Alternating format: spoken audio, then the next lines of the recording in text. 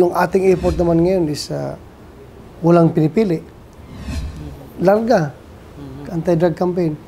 So, expected natin mas marami talagang apektado dito sa malaking grupo.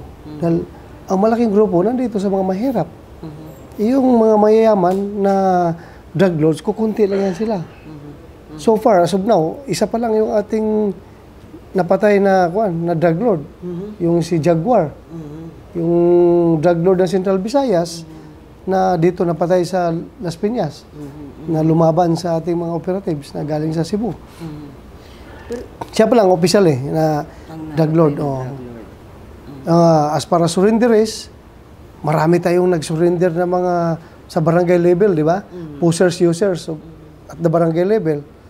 Ito namang sa drug lords, kasi kukunti sila, meron ng gustong mag-surrender, meron ng mga feelers na gusto na mag-surrender, pero I don't know how serious or how, baka gusto lang na mag-surrender for convenience, para after that, maklear na yung pangalan nila, continue na naman sila sa dating gawi, so tuloy ang ligaya.